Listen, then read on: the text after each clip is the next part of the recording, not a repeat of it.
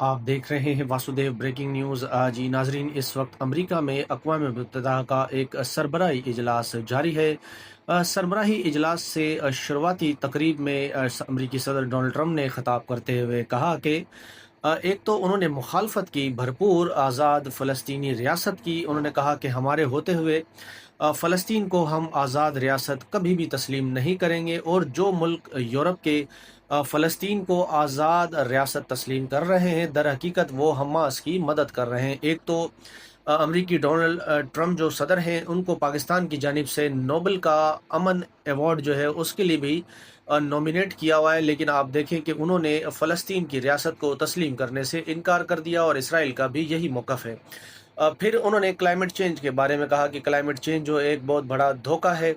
जो पेशगोइयाँ climate change के हवाले से हुई थी वो सब की सब झूठ निकली। फिर अमरीकी सदर जो है वो इस्लामोफोबिक भी पाए गए। उन्होंने जो लंदन के मेयर हैं सादिक खान, उनकी वहाँ पर बुराइयां की, और कहा कि सादिक खान जो है एक बदतरीन मेयर है, उसे वहाँ पर नहीं होना चाहिए था।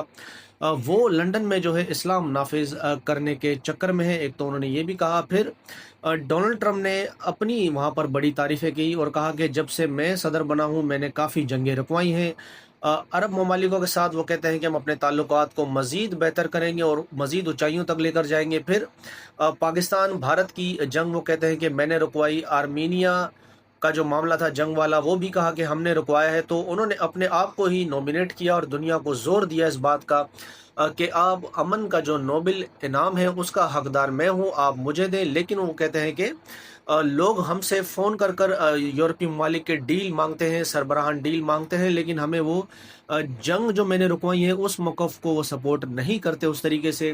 फिर सदर ट्रंप के इस खिताब के बाद वहाँ पर उन्होंने 8-9 अरबी ममालिक हैं जो बड़े बड़े, उनके सरबराहान से मुलाकात की। इसमें तुर्की के सदर जो है तैयब रसीब उर्दगान साहब भी शामिल थे, और वज़ीर आज़म मियाँ शहबाज शरीफ भी वहाँ पर मौजूद थे।